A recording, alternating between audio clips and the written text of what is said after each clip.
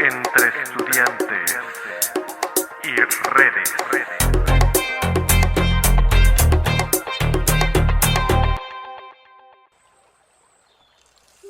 Hola, la Universidad Autónoma de la Ciudad de México, la Coordinación de Servicios Estudiantiles, el Programa de Derivación de Apoyo de Salud Emocional al Estudiante y el Grupo de Servicio Social entre Estudiantes y Redes presenta el programa La Medicina de Nuestros Abuelos.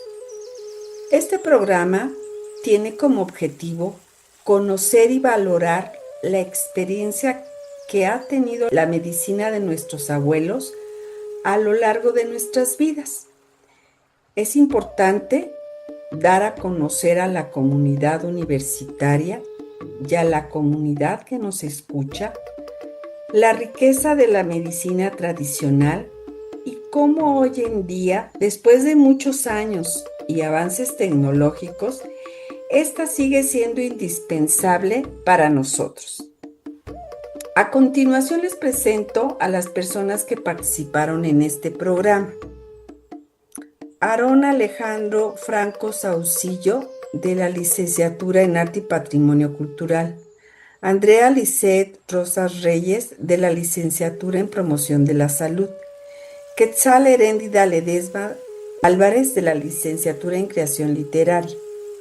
Zoila Rubiños Bustamante, de la Licenciatura en Comunicación y Cultura. Stephanie Osorio García, de la Licenciatura en Creación Literaria. Camille Vilchis Rico, de la Licenciatura en Creación Literaria. Karkar Keubar, de la Licenciatura en Creación Literaria. Rocío Fuentes Bernardo, de la Licenciatura en Promoción de la Salud. Sacil Danae Gabriel Hernández González, de la Licenciatura en Promoción de la Salud. Susana Fuentes Ángeles, de la Licenciatura en Comunicación y Cultura. Tania Andrea González Parra, de la Licenciatura en Arte y Patrimonio Cultural. Y su servidora, Marcela Canaval, de la Coordinación de Servicios Estudiantiles. Asimismo, quiero agradecer a nuestros invitados especiales. Elvia Alvarado Sánchez, Adriana Marcela Salina Montoya, Carlos Armando Figueroa Villanueva, todos ellos estudiantes de la Universidad Autónoma de la Ciudad de México. Y ahora sí comencemos, y le dejo el micrófono a nuestra estudiante Stephanie. Gracias, adelante. Desde tiempos ancestrales, los pueblos han buscado maneras de curar el cuerpo y el espíritu. Aquí en México, la medicina tradicional ha sido parte de nuestra vida diaria. Un té para el dolor de estómago, una sobada para el empacho, un paño de hierbas para aliviar el cansancio. Remedios que vienen de generaciones atrás. Aunque hoy estamos rodeados de hospitales, medicamentos de laboratorio y tecnología médica, la medicina de nuestros abuelos sigue muy presente. No solo es efectiva en muchos casos, también nos conecta con nuestras raíces y con una manera de entender la salud como un equilibrio entre cuerpo, mente y naturaleza. En este programa vamos a descubrir cómo se ha transmitido este conocimiento, qué papel tiene hoy en día y cómo convive con la medicina moderna. Vamos a escuchar historias personales, aprender sobre su historia en México y conocer cómo la viven estudiantes y familias en la actualidad. Nuestro objetivo es reconocer que la medicina tradicional no es solo un conjunto de remedios caseros, sino un patrimonio cultural que nos habla de cuidado, memoria y comunidad. Y quizá, después de escuchar este episodio, la próxima vez que tomes una infusión o uses una planta medicinal, la mires con otros ojos. Sin más preámbulo, le damos la palabra a Rocío. Muchas gracias, Stephanie. Es un gusto saludarlos nuevamente. Y bien, como lo mencionaron mis compañeras, el tema del día de hoy es la medicina tradicional. Todos alguna vez hemos recibido algún remedio de nuestros padres, abuelos, tíos, o por lo menos hemos oído hablar de uno. Pero se han preguntado, ¿cómo y dónde es que surgió? Pues bien, para responder estas preguntas tenemos que viajar al pasado, a muchos siglos atrás, hasta la época prehispánica. Los pueblos originarios, como los aztecas y los mayas, tenían un profundo conocimiento de las plantas medicinales, pues ya existía un sistema médico propio basado en la observación, la experiencia y también en las creencias espirituales. De hecho, en ese tiempo, los médicos tradicionales eran llamados ticli en náhuatl. Ellos combinaban diagnósticos físicos como rituales que ayudaban a devolver el equilibrio al individuo y a la comunidad, pues para ellos la salud era el reflejo de la armonía entre el ser humano, la naturaleza y las deidades. Así es, Rocío. Muchos de los remedios naturales que realizaron los ticli eran a base de plantas medicinales, pues la herbolaria ocupaba un lugar central en sus tratamientos, ya sea para aliviar el dolor, ayudar a dormir o para problemas digestivos. Los ticli encontraban la solución en la naturaleza. Por ejemplo, el epazote, la hierba de San Juan o la gobernadora eran remedios comunes para tratar males respiratorios, digestivos o de la piel. Podemos conocer más sobre plantas medicinales en el Códice de la Cruz Badiana, que fue el primer tratado de herbolaria de América, donde se documentan sus propiedades curativas con gran detalle. Así es, Diana. De hecho, la medicina tradicional no solo se tenía pensado como un remedio para las enfermedades, se tenía entendida como una manera de entender la vida. Una cosmovisión que integra el cuerpo, la mente, el espíritu y la naturaleza. Para los pueblos, sanar no significa únicamente curar síntomas. Sanar tenía la visión de volver al equilibrio. Es reconocer que nuestra salud depende también de la armonía con la Madre Tierra. La medicina tradicional es esencial un recordatorio de que somos parte de un todo y que cuidarnos implica cuidar lo que nos rodea. Así es, incluso antes de la colonización, los pueblos originarios ya contaban con su propio sistema médico, pues ellos tenían su propio especialista para diferentes necesidades. Por ejemplo, los Tlamatequitli atendían partos, los Texoxotla, Tiquil, atendían heridas y fracturas, y los Tlama realizaban limpias y rituales espirituales. Sí, Diana, de hecho, las prácticas como la sobada, el temazcal y el uso de amuletos complementaron una visión holística del bienestar, un recordatorio de que la salud es un equilibrio entre nosotros, nuestro cuerpo, nuestra mente y el mundo que nos rodea. En muchas comunidades, la medicina tradicional se usa como complemento a la medicina moderna e incluso como primera opción ante enfermedades comunes. Y lo más importante, este conocimiento no se quedó en los códices ni en el pasado, se transmitió de generación en generación. Y lo podemos ver en la actualidad, pues a pesar de estar en el siglo XXI y con muchos avances médicos, los remedios de los abuelos siguen presentes. Y para recordar que este conocimiento sigue vigente hoy en día con nosotros, nuestras compañeras y compañeros, Karkar, Andrea y Danae, nos hablarán sobre sus vivencias personales con la medicina tradicional. Adelante, compañeros. Pues gracias, compañeras a Diana y a Rocío. Bueno, yo les contaré un relato personal que tiene que ver con la medicina tradicional. Bueno, una mañana en el pueblo de mi familia en Rif, que es actualmente el norte de Marruecos, me desperté con un fuerte dolor de estómago. Pensé que iríamos al médico, pero mi tía dijo: deja que la abuela se encargue. Mi abuela apareció con su pequeño frasco de aceite de olivo muy antiguo mezclado con hierbas. Lo calentó, me pidió que me recostara y comenzó a frotarlo sobre mi vientre con movimientos suaves mientras murmuraba oraciones en voz baja. Luego me dio una infusión de shiva, que es ajenjo, con miel, amarga pero reconfortante. Dormí profundamente. Al despertar el dolor se había ido. No sé si fue el aceite, las hierbas o las manos de mi abuela, pero desde entonces comprendí que la medicina tradicional es más que remedio, es cariño, sabiduría y memoria. Muchas gracias, compañero Karkar. Bueno, desde pequeña yo recuerdo que era muy enfermiza, ya que duraba mucho con la gripe y la tos, y eso le llegaba a preocupar mucho a mi mamá. Claro que íbamos al doctor, pero a veces no me ayudaba mucho el medicamento que me recetaba. Es por eso que mi mamá le marcó a mi abuelita para saber qué me podía dar, a lo que mi abuelita le preguntó si yo sufría mucho de frialdad, y pues la verdad sí, yo suelo tener las plantas de los pies o las manos frías. Es por eso que de inmediato mi mamá fue a cortar un cacho de sábila que tenemos en casa, y enseguida prendió uno de los quemadores para calentar solo la parte del aloe. Una vez que ya estuviera muy caliente, esa parte de la sábila, mi mamá me pedía de favor que me quitara las calcetas. Esto para poder untar el aloe caliente en mis plantas de los pies, ya que mi abuelita decía que esta planta es muy buena para la frialdad y no me enfermara con facilidad. Una vez que mi mamá terminó de curarme contra la frialdad, procedió a curar mi garganta con otra de las prácticas que llegaba a realizar con anterioridad mi abuelita. Para esto, se dirigió nuevamente a la cocina para calentar un poco de aceite de oliva en un sartén pequeño. Una vez que el aceite estuviera caliente, procedía primero en tomar un poco de aceite con su dedo índice y poder untarlo en compañía de un masaje en las paredes de la garganta. Esta acción se hizo como unas 3 veces. Yo sé que se estarán preguntando ¿qué efecto tiene el masaje con aceite de oliva? Justo es el poder reventar las bolitas o anginas que precisamente estas suelen generar en el dolor al momento de pasar cualquier alimento, tanto como sólido y líquido.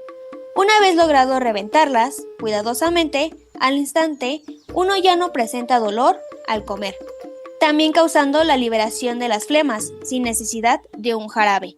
Estas prácticas son una de las que más realizamos con frecuencia en casa y gracias a mi abuelita. Para continuar con el siguiente relato, le cedo la palabra a mi compañera Cecil. Excelente relato, compañera Andrea. Quiero compartir con ustedes un relato de medicina tradicional que recordaré para siempre.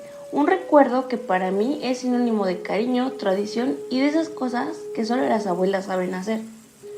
Cuando era niña, como muchos, tenemos achaques de salud que para un niño pueden ser muy feos, como el famoso empacho. ¿Lo han sentido? Esa sensación horrible de dolor en el estómago que no te deja ni moverte, que te sientes inflamado, como si algo se atorara dentro de ti y no supieras cómo quitarlo. Pues en esos momentos mi abuelita tenía un remedio infalible.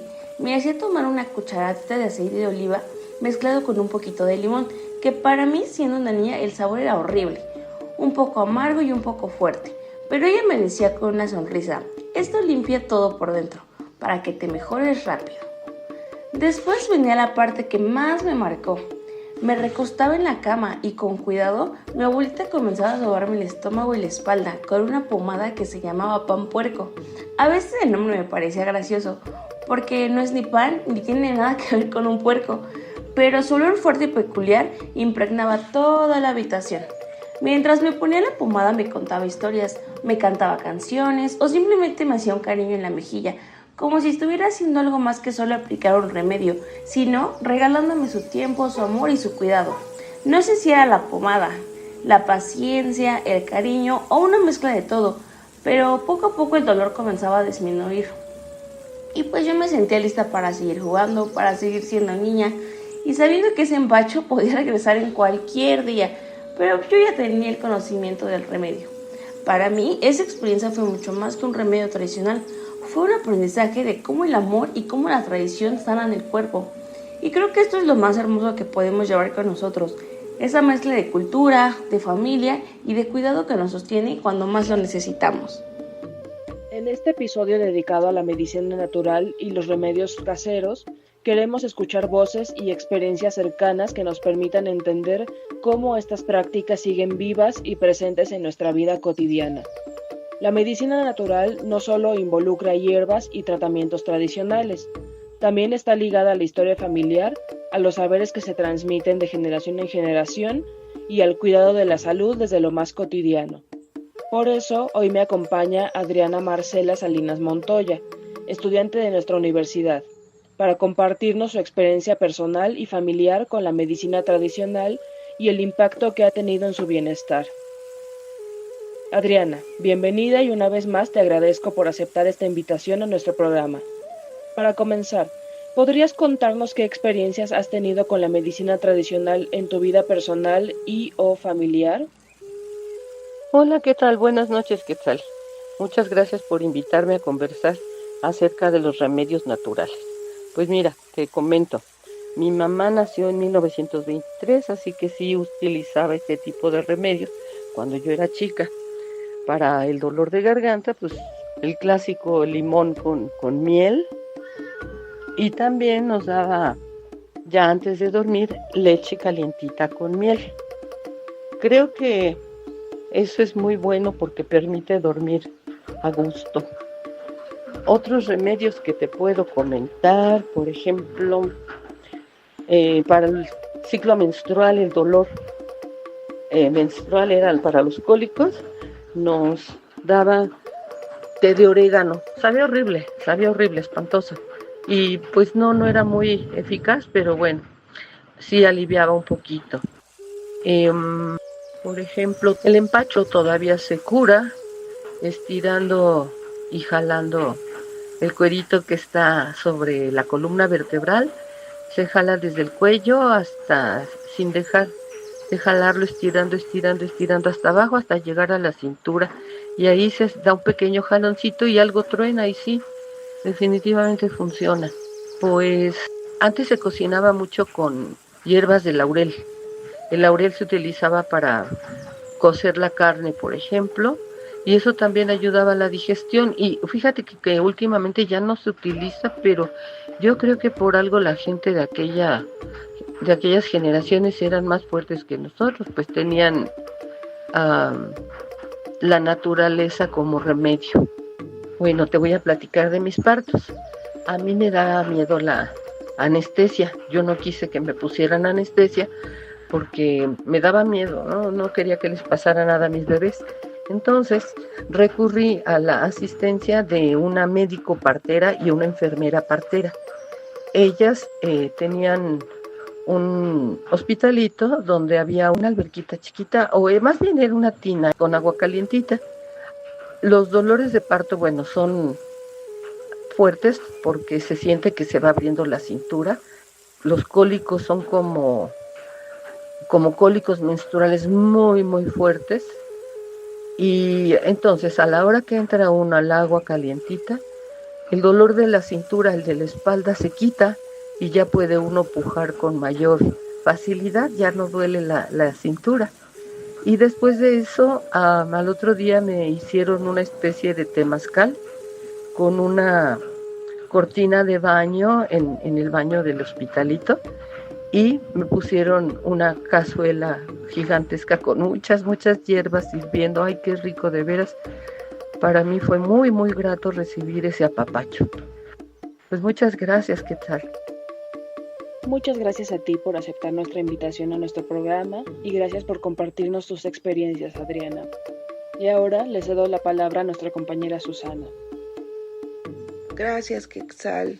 Continuamos con el señor Carlos, compañero de la UACM, que a pesar de no ser sus historias, nos sorprende mucho cómo es que la medicina tradicional ha cambiado la perspectiva de su vida. Entonces, escuchemos al señor Carlos para que nos cuente este relato que tiene con la medicina tradicional. Hola, ¿qué tal? Pues es un placer estar aquí con ustedes, agradezco mucho la invitación. El plan es contarles sobre experiencias que en general en mi familia ha habido sobre la medicina alternativa. La primera es, por ejemplo, de mi prima, que tenía problemas de vesícula biliar. Ella asistió al Seguro Social y le dijeron que pues tenía piedras y lo que correspondía era cirugía. Como en mi familia siempre hemos tenido el hábito de recurrir a la medicina tradicional, tés, hierbas, cosas de este tipo. Ella de inmediato se abocó con su médico naturista y le dijo que acudiera a la Universidad de Chapinco. Ahí le recetaron hierba del sapo, pero como le resultaba ya muy complicado viajar cada semana hasta la Universidad de Chapingo, vía internet consiguió una receta que le recomendaban aceite de semillas de uva con jugo de limón. Su tratamiento fue largo, aproximadamente de unos 4 meses, tiempo durante el cual estuvo arrojando piedras, me comenta que arrojó piedras por las heces, y bueno, de tal suerte que cuando fue al médico, ya para continuar con sus estudios, le hicieron ultrasonido y le dijeron que ya no tenía piedras en la vesícula. En la actualidad ha cambiado mucho su dieta, ya no come grasas, ya no come picante, refresco lo dejó por completo, pero pues aquí la observación es que se salvó de una cirugía, pues podemos decir innecesaria, porque no se realizó y ella sigue pues bien, en general bien. La segunda experiencia que tengo es de mi tío, él todavía está en ese proceso. Es una persona de 88 años. Hace 9 años su médico le diagnosticó insuficiencia renal y le dijo, pues mire don Cuauhtémoc, está usted muy mal, le mando estos análisis clínicos para que cuando venga, la próxima vez que usted venga, ya lo vamos a dializar. El grado de deterioro de sus riñones amerita ya que lo turnemos a diálisis. Repito, mi familia siempre ha sido de medicinas alternativas y él se fue con su médico naturista. Y él le dijo, sí, Cuauhtémoc, no te preocupes, ahorita vamos a iniciar tu tratamiento.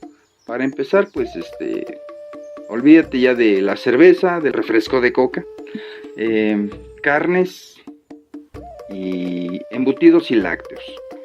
Y vamos a iniciar, 0 sal, ya le recetó diente de león, cola de caballo, doradilla y pelos de elote. Un té todas las mañanas en ayunas y tomarlo todos los días, así religiosamente. Bueno, de tal suerte que sí, las citas en el ISSSTE son muy espaciadas. Creo que se la dieron a los 4 meses. Previamente pues tenía que irse a hacer sus análisis preoperatorios ya para poder pasar a la diálisis. Y bueno, llegó el día de la cita con el médico, ya con sus estudios en la mano. Mi tío se presentó al consultorio y el médico a la hora de ver los resultados de los análisis clínicos le preguntó, don Cuauhtémoc, ¿qué cosa está usted haciendo? Mi tío entre chiveado, entre le quiere decir, no le quiere decir, obviamente por el choque cultural de la medicina alternativa, trastabilló para comentarle al doctor, y el doctor ya lo interrumpió y le dijo, mire, no me diga, no me cuente, pero lo que esté haciendo, sígalo haciendo, porque el daño renal que usted ya tenía retrocedió. Ya no va a ser necesario en este momento hacerle diálisis. Tendrá que seguir viniendo a consulta, viniendo a sus análisis, pero lo que sea que usted esté haciendo, sígalo haciendo. Pues ya de eso tiene 9 años, mi tío no ha recibido una sola diálisis y bueno, pues va llevando su vida, sí, con las limitaciones de que pues ya no sal, no refresco, grasas lo menos posible, carnes, evitarlas hasta donde más se pueda.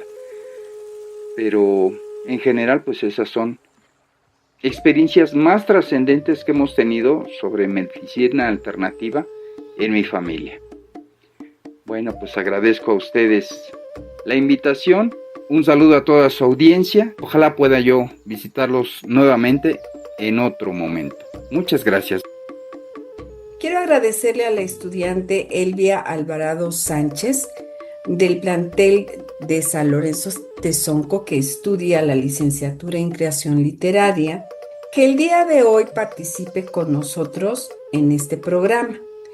Y quiero que nos narre, por favor, Elvia, cuál ha sido su experiencia con la medicina tradicional en su familia y personalmente, y ¿Cuáles han sido los efectos, el impacto de estas prácticas?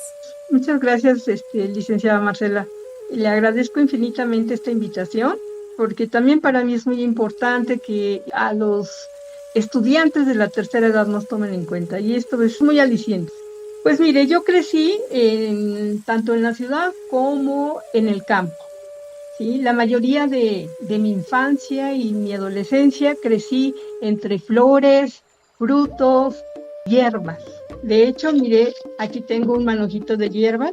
Estoy en la casa de mi madre y siempre va a encontrar infinidad de hierbitas. Yo no sé cómo pasó, pero mi madre siempre me llenó la casa de plantas. Entonces eso es algo muy cotidiano en mi vida, convivir y saber de manera casi innata, o más bien natural, el acercamiento con las plantas y con la medicina. Incluso el jugar también con plantas y con flores, ¿no? Había una florecita que le llaman el chupamirto, que es muy chiquita, y que se coloca en las orejas y se pega, porque tiene una lechita que ayuda a que se pegue, ¿no? Entonces nos decorábamos con flores, andábamos descalzos. Mi abuela era una profunda observadora de la naturaleza. Entonces, todas las hierbas o piedras, incluso labradas, ella las podía reconocer.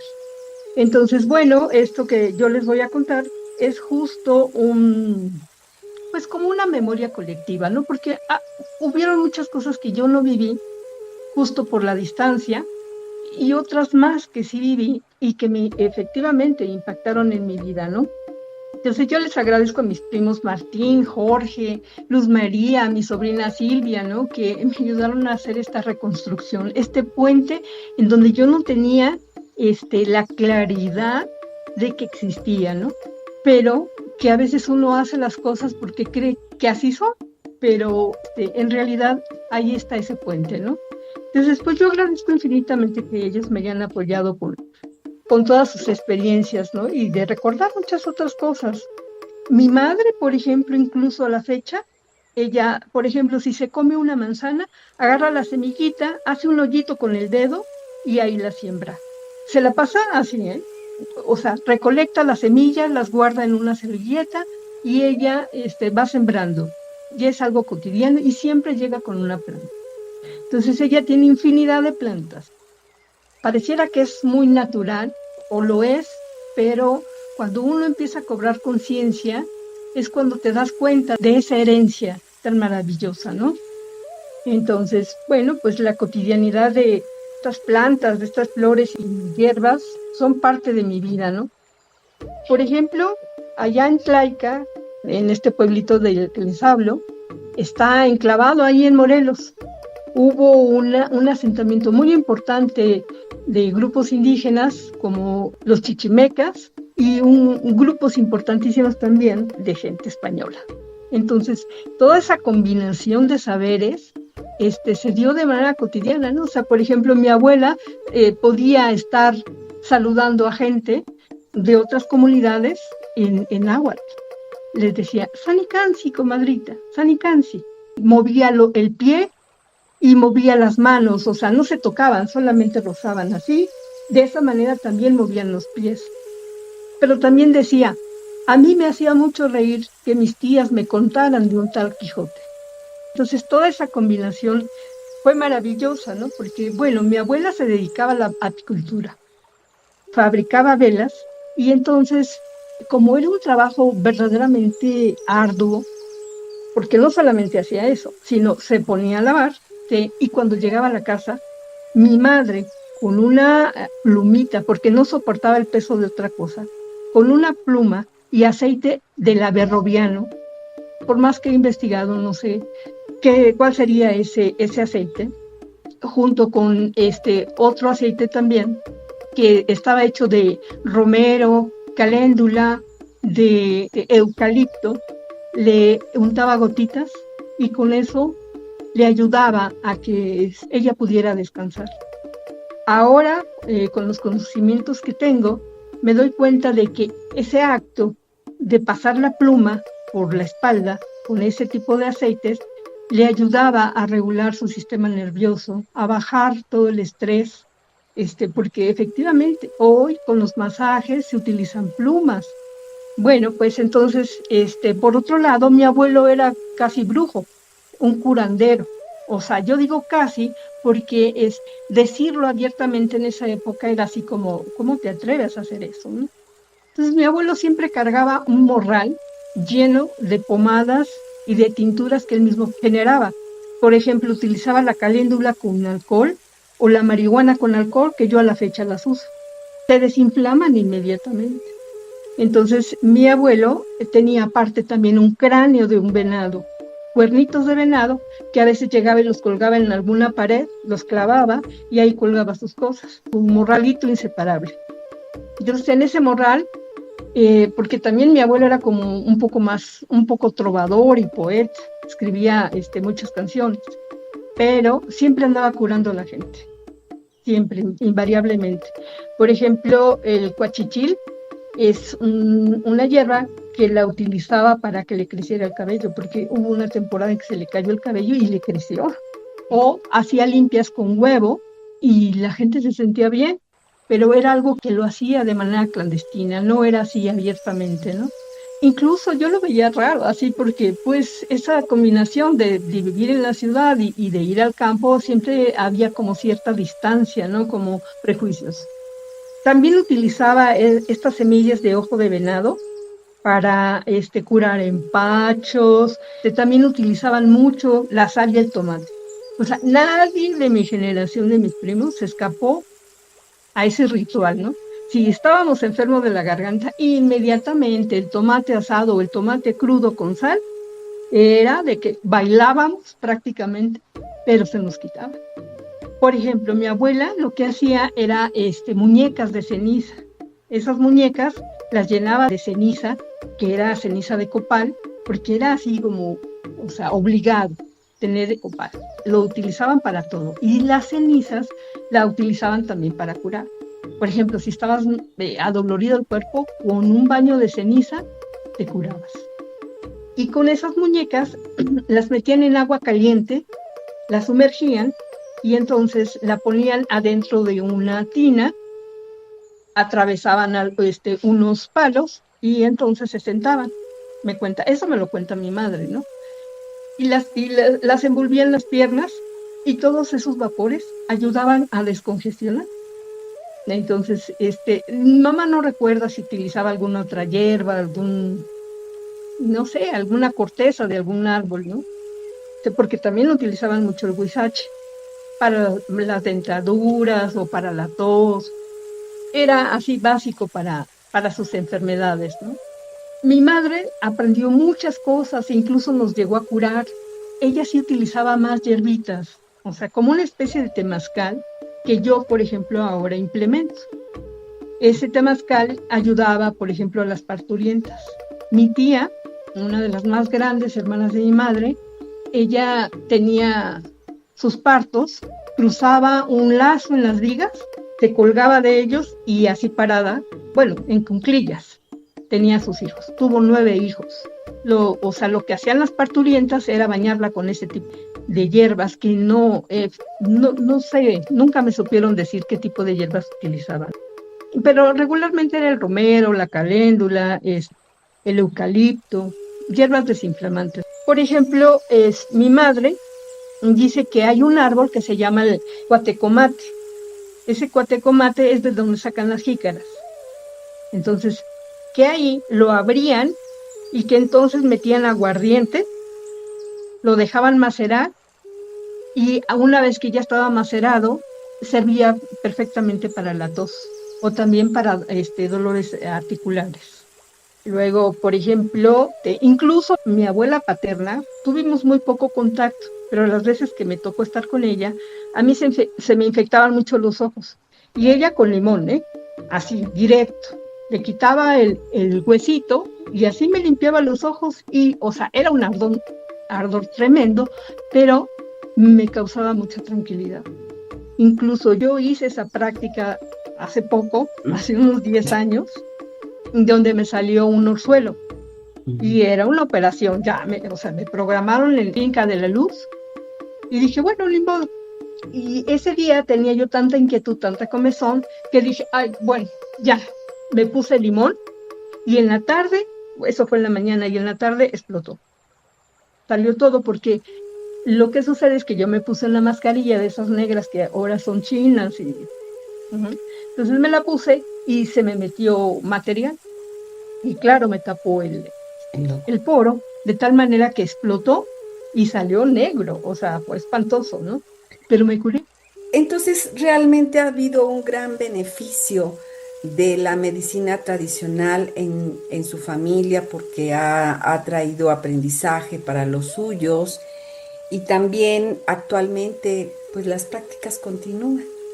La tecnología, la investigación ha avanzado y sin embargo esta historia continúa dentro de nuestras familias. Pues yo te agradezco mucho, Elvia, el que hayas estado con nosotros, el que nos hayas podido contar un poquito de esta historia, que obviamente hay grandes historias detrás de todo lo que es la medicina de los abuelos. Muchas gracias y buenas tardes. Al contrario, muchas gracias. Sí me gustaría nada más comentar que me dedico a hacer masajes y tengo saquitos térmicos llenos de hierbitas. Ah, ok. Pues ya sabemos dónde. Muchas gracias, Elvia. Gracias a ustedes. Muy bien. Muchas gracias por habernos ayudado. Hasta luego. Hasta luego. Y a continuación, los dejo con Tania para que nos dé algunas conclusiones sobre este programa. Muchas gracias, Marcela. Hoy hemos visto que la medicina tradicional no es solamente un conjunto de remedios antiguos, es memoria, es cultura y también una forma de cuidado que nos conecta con quienes estuvieron antes que nosotros. A través de los relatos aprendimos que cada infusión, cada sobada y cada hierba medicinal guarda en sí un pedacito de historia, un lazo con nuestras familias y con la naturaleza. En un mundo donde la tecnología avanza a gran velocidad, la medicina de nuestros abuelos nos recuerda que la salud también se construye con equilibrio, comunidad y cariño. La invitación es a valorar, perseverar y transmitir estos saberes, porque al cuidarlos, también cuidamos nuestra identidad y nuestro futuro. Gracias, Tania, por compartir con la audiencia y invitar a preservar los saberes ancestrales, pues es nuestra identidad como mexicanos, y claro que comparto tu reflexión, porque recurrir a la medicina natural y desintoxicarnos de la medicina moderna es cuidar y amar el cuerpo, y sobre todo cuidar nuestro entorno para estar en equilibrio con la madre tierra, que nos brinda infinidad de hierbas curativas para aliviarnos. Un té, una limpia, un baño de temazcal para ayudar con un parto, un baño de cenizas para curar una congestión, hasta un tratamiento con hongos. Es descubrir el poder de las plantas medicinales que los abuelos, las madres, los tíos y hasta los vecinos nos han enseñado.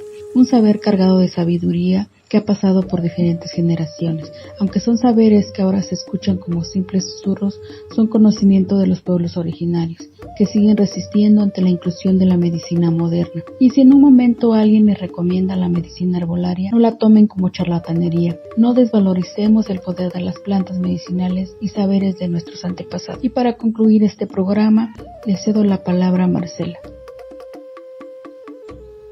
Pues es así como hemos llegado al final de este programa, La Medicina de los Abuelos.